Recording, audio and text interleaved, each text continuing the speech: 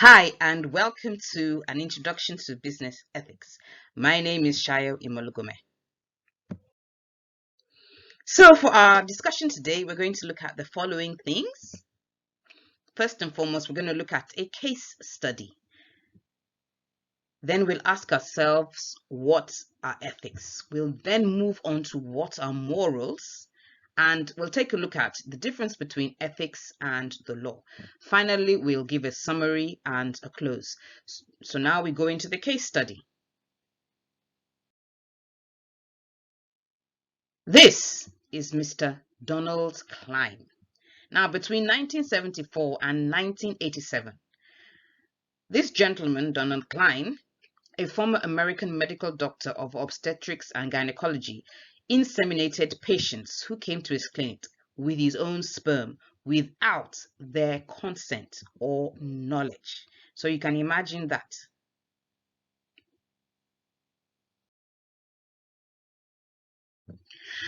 As at 11th May 2002, DNA testing confirmed that he had fathered a total of 94 children.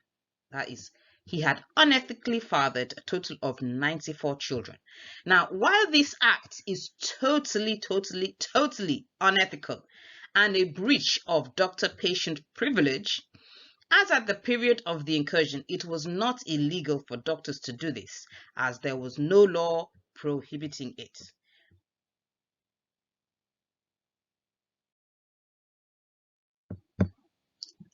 That's quite unfortunate for the victims of this very unpleasant act.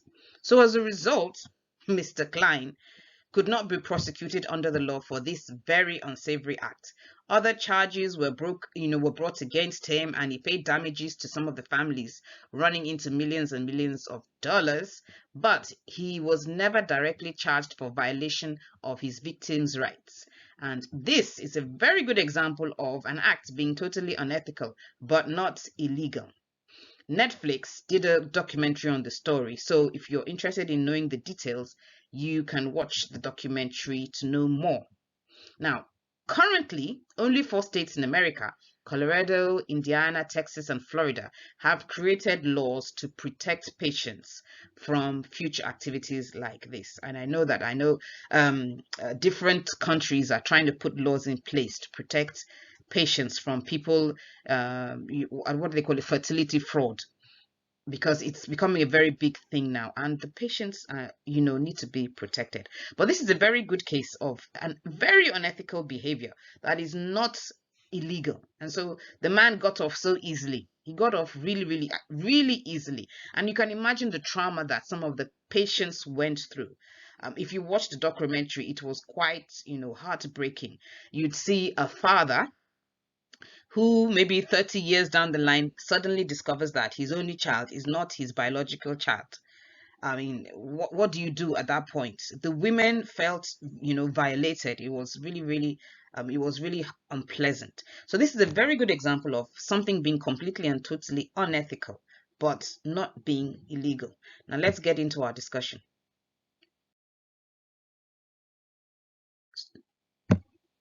What are ethics?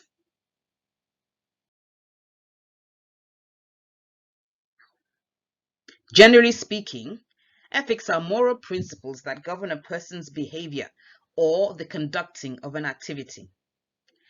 Ethics is also the branch of knowledge that deals with moral principles. Now let's look at the other part of it. What are morals?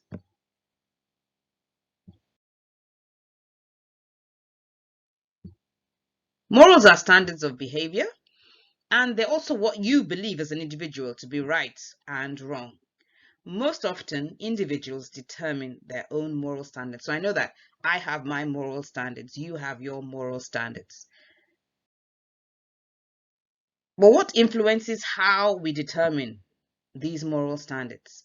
Our culture, our traditions, our beliefs, our religious persuasion, all of these, put together will affect your moral behavior. So I'm a Christian, and the Bible says all liars will go to hell. So I have a very high moral standard not to lie, because I don't want to find myself in hell. But seriously speaking, your culture, your traditions, your beliefs, and your religious persuasion, will affect your moral standards.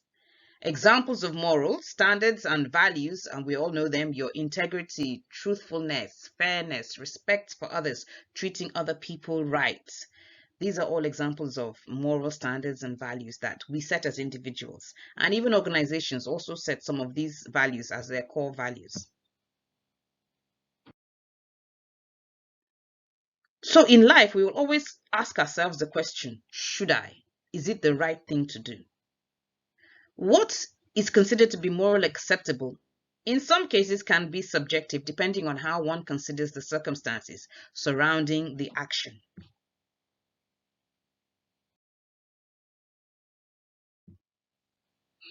Lying is considered to be morally wrong, but lying to protect the safety of a vulnerable person may be considered to be acceptable to some.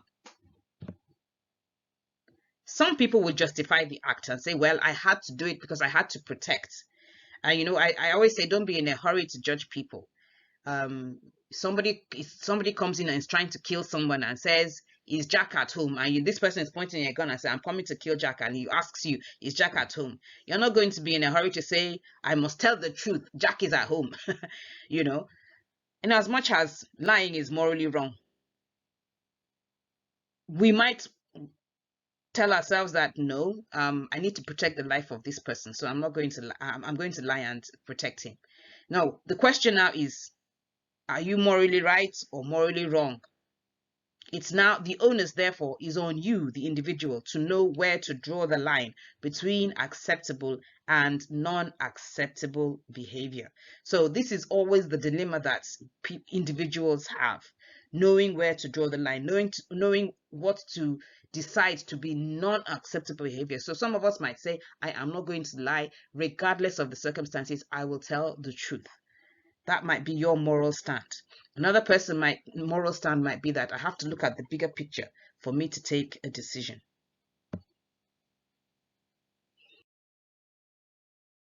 So what are business ethics?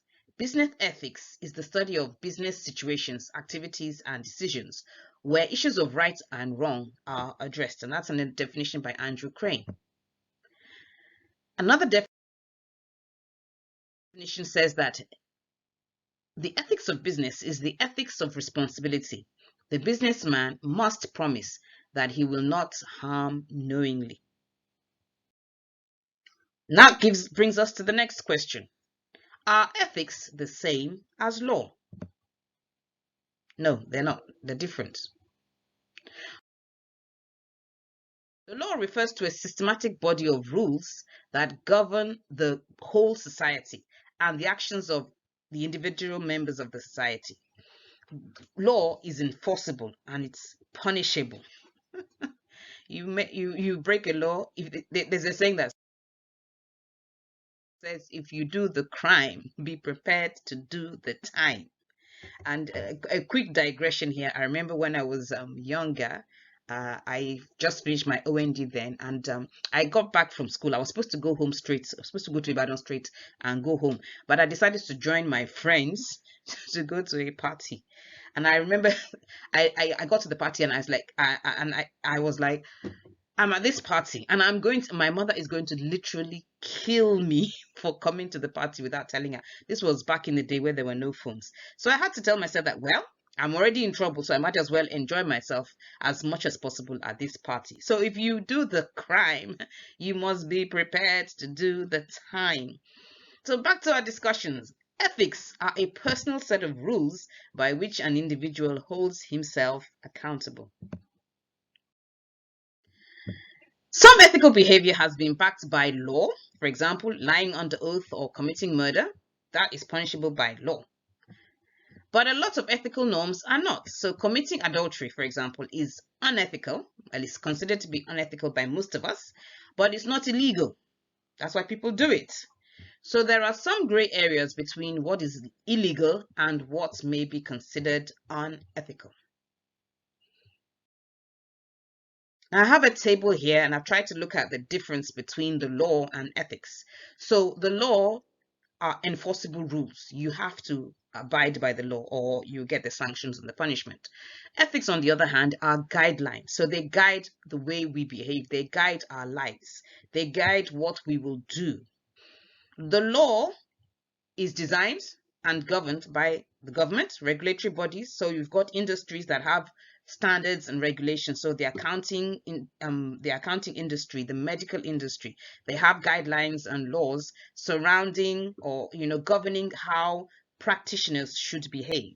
Now, these are also enforceable to an extent, because if you are found to contravene any of these guidelines or principles, they could seize your license. Like in the case of Donald Klein, of course, his medical license, I think, at a point was taken away. There are things that they can do to you, so you wouldn't want that to happen. There are sanctions. You wouldn't want to suffer the sanction, and so you'd abide by the guidelines and the standards and the laws. But ethics, on the other hand, are individual norms, and they are largely governed by our culture, our traditions, our belief systems, and our religious persuasion. The law is documented. It's written down. So there's no excuse. It's written, you can read it so you know what it says. But ethics, on the other hand, are quite abstract and they are verbal. So they are passed down from one family to the other, and from father to children. They are abstract. They are generally accepted, but it's not like they're documented anywhere. So they're basically verbal. Individuals can document them if they want to, but it's not like it's engraved as a law anywhere. Now, the law, of course, like I said, is punishable by fine, imprisonment, or any other sanction, but ethics are not. The only thing with ethics is that if you do, something that is unethical, you may have a conscience problem, so it will affect your conscience. And finally, the law is made or is created. The objective of the law is to maintain societal order. But the objective of ethics is to help you as an individual decide on what is wrong and what is right. Now that brings us to the end of this discussion, and we've got a brief summary here. Law and ethics are different. It's what a person must do, that's the law, versus what a person should do, that's ethics. The law is universally accepted, while ethics are ideal human conduct, generally agreed on by most people. Ethics and the law align and do not contradict each other.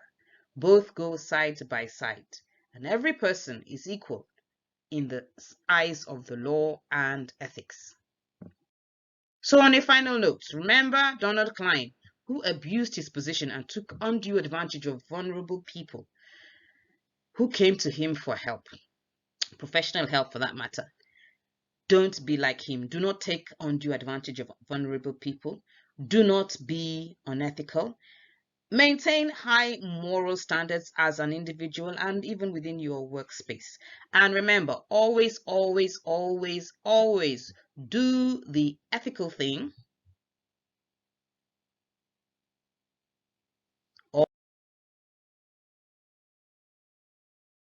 Always do the right thing. So thank you so much for watching, and I do hope that we've learned one or two things in this very short presentation, and in future videos I will talk more about ethics and moral.